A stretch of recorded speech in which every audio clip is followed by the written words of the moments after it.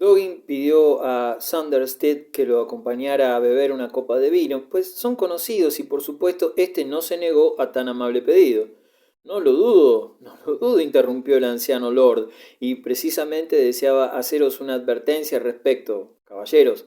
Todos vuestros cuchilleros y parafreneros, jackmen, como los llamaríamos en Escocia, están siempre dispuestos a tomar un vaso de vino con cualquiera. Eso es peligroso en tiempos de guerra y debe ser evitado. Pero Andrés Arnaud, tu historia es demasiado larga y trataremos de abreviarla con un trago. Como dice el montañés, Squech Dodge na Esquial, y es buen gaélico, a fe mía. Vamos, camarada. A la salud de la condesa Isabel de Croash, y por un marido mejor que Campopazzo, que es un tunante italiano.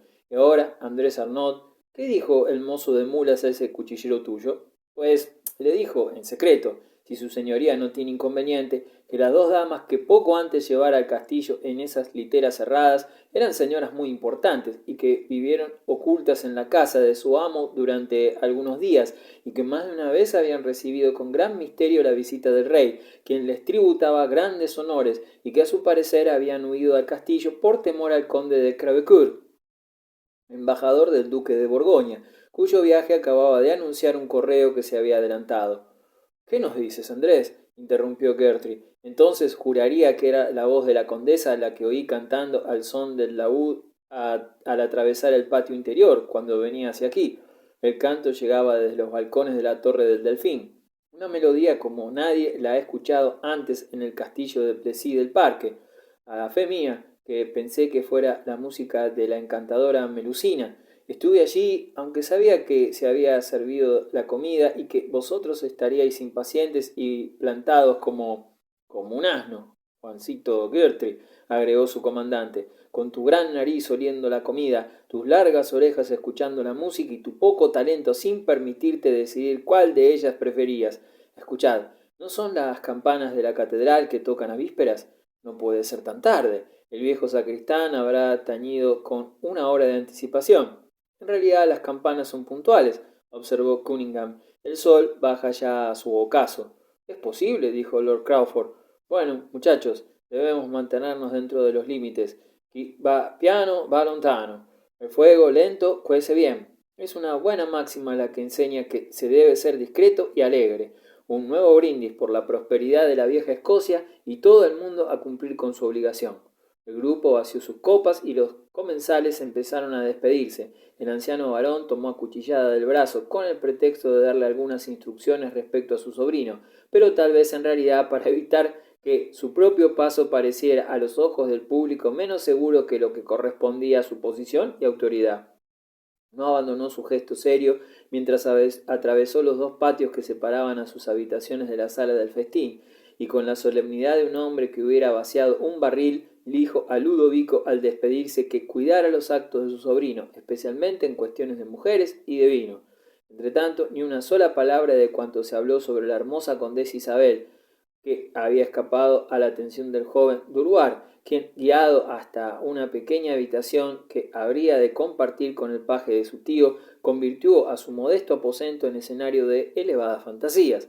El lector podrá suponer fácilmente que aquel joven soldado se apresuró a imaginar una novela delicada con la que había oído respecto a la supuesta, o mejor dicho, la presunta identificación de la doncella de la torre, a la cual escuchara con tanto interés, imaginando a la hermosa ayudante de maese Pedro convertida en una fugitiva condesa, noble y rica, que huía de la persecución del odiado amante, el favorito de un guardián opresor que abusaba de su poder feudal. Entre las visiones que viera pasar, no dejó de presentársele maese Pedro, quien parecía ejercer gran autoridad sobre el formidable oficial de cuyas manos había escapado Quintín aquel día con tantas dificultades. Finalmente, los sueños del joven, que fueran respetados por el pequeño Guillermo Harper, su compañero de habitación, quedaron interrumpidos por el regreso de su tío, quien envió a la cama a Quintín a fin de que pudiera levantarse bien temprano y acompañarlo a la antecámara del rey, a la cual debía acudir a hacer la guardia con 5 de sus camaradas. Capítulo 8. El embajador. Sed como el relámpago a los ojos de Francia, pues antes de que podáis anunciar mi presencia estaré allí, y se podrá oír el fragor de mis cañones. Id pues, y sed como heraldo de mi cólera. Shakespeare, el Rey Juan.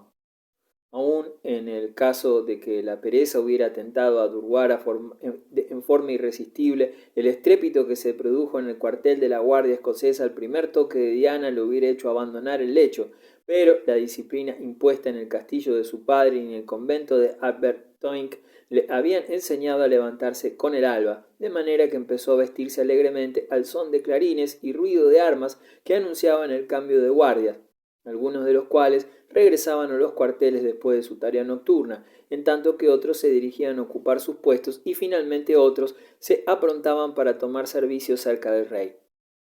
Quintín Durward no tardó en colocarse con los sentimientos lógicos de un joven, como él, en semejante oportunidad, los espléndidos vestidos y las armas correspondientes a su nueva posición, y su tío, que cuidaba con gran interés que el sobrino estuviera debidamente equipado en todo sentido, no ocultó su satisfacción ante los adelantos efectuados en el aspecto de éste. Si demuestras ser tan fiel y valiente como eres de bien parecido, tendré en ti uno de los mejores y más elegantes escuderos de la guardia, lo que no puede menos que honrar a la familia de tu madre. Sígueme a la sala de audiencias y cuida de mantenerte cerca de mi hombro. Al decir esto, tomó un bastón grande, pesado y hermosamente tallado y con incrustaciones, y después de empuñar su sobrino otro bastón similar, aunque más liviano, se dirigieron al patio interior del palacio, donde sus camaradas de guardia en los departamentos interiores estaban ya formados y con armamento, cada escudero detrás de su amo, de suerte que formaban una segunda fila. Ocupaban también sus puestos muchos palaciegos y jinetes con hermosos caballos y perros, a los cuales miraba Quintín con tanta curiosidad y placer que su tío se vio obligado a recordarle en más de una oportunidad que los animales no estaban allí para su satisfacción, sino para la del rey, que tenía una verdadera pasión por la caza, una de las pocas inclinaciones ante las que cedía aun cuando se apartara de la senda de su política, pues era un protector tan decidido de las bestias de los bosques reales que, según se decía corrientemente, podían matarse con mayor impunidad que un hombre que un ciervo. A una señal, los guardias se pusieron en movimiento bajo el mando de Leslie, que en esa oportunidad actuaba de oficial, y después de algunas órdenes y evoluciones que demostraron el alto grado de preparación y extremada disciplina, marcharon hacia el salón de audiencias, donde habría de llegar poco después el rey. Aunque Quintín no estaba habituado a presenciar escenas de esplendor, experimentó un verdadero desencanto por la opinión que tenía formada del brillo de una corte. Había, es verdad, oficiales de palacio que lucían vistosos uniformes, guardias poderosamente armados y servidores de varias categorías, pero no vio ninguno de los antiguos consejeros del reino, ninguno de los altos funcionarios de la corona, ni oyó ninguno de aquellos nombres que en esos tiempos sonaban como una invitación a la hidalguía. Tampoco vio ninguno de aquellos generales o caudillos que, en todo el vigor de su edad, constituyen la fuerza de Francia, o aquellos nobles jóvenes que, llenos de orgullo, ambicionaban la gloria.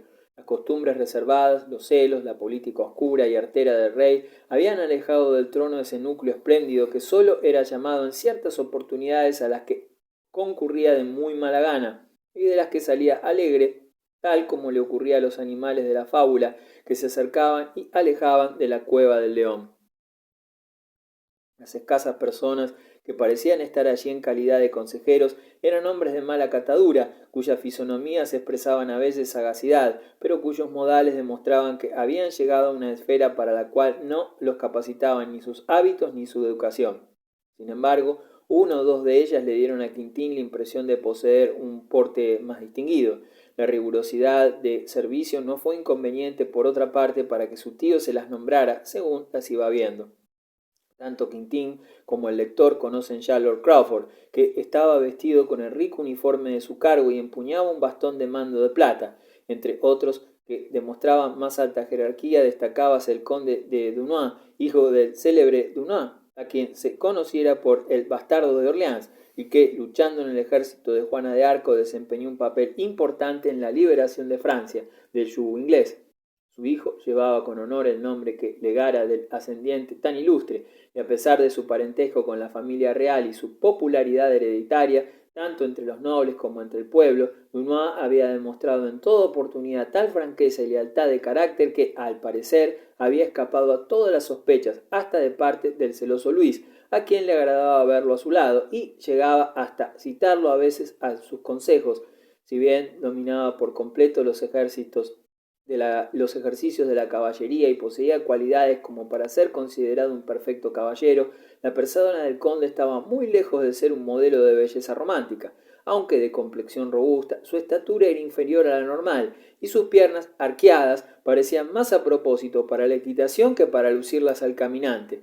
Sus hombros eran anchos, el cabello negro, la tez oscura y los brazos sumamente largos y nervudos. Sus rasgos fisonómicos eran irregulares hasta la fealdad. Sin embargo, había algo de noble y majestuoso en Dunois, que denunciaba a simple vista al individuo de noble cuna y al soldado valeroso. De aspecto arrogante, llevaba la cabeza siempre erguida, era digno su porte, y la aspereza de su fisonomía quedaba dignificada por una mirada de águila y unas cejas cargadas como las del león. Vestía entonces ropas de caza más suntuosas que llamativas, y en muchas oportunidades actuaba como montero mayor, aunque no nos inclinamos a creer que ese empleo fuera efectivo. Tomado del brazo de su pariente, Dunois, con paso tan lento y ademán tan melancólico que parecía descansar en éste, llegó Luis, duque de Orleans, el primer príncipe de sangre real, después rey con el nombre de Luis XII, a quien los guardias y demás presentes rindieron homenaje como tal. Este príncipe, motivo de las celosas sospechas del rey, él era el heredero de la corona, y no podía ausentarse de la corte, además de tener que soportar mientras estaba en esta una vida oscura, sin que se le permitiera desempeñar cargo alguno en palacio. El abatimiento que su situación de inferioridad, casi de cautiverio, reflejaba en su semblante se veía aumentado considerablemente entonces por la certeza de que el rey maduraba con respecto a él uno de los actos más crueles e injustos que un tirano pueda cometer, al obligarlo a casarse con la princesa Juana de Francia, la hija menor de Luis, con la que estaba comprometido desde su infancia, pero cuya deformidad hacía que la insistencia en el cumplimiento de ese compromiso fuera un acto verdaderamente abominable.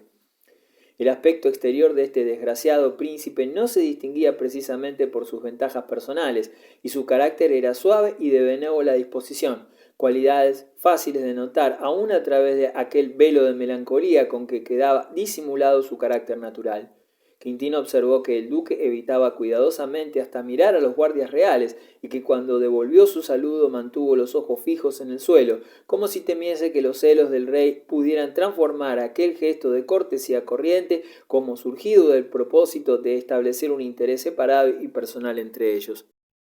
Muy distinta era la conducta del orgulloso cardenal y prelado, Juan de la Balue, ministro favorito de Luis en aquel entonces, y cuya fisonomía y modalidades tenían cierto parecido con los de Wolsey, dentro de lo que la diferencia entre el astuto y político Luis con el ardiente y temerario Enrique VIII de Inglaterra podían permitirlo.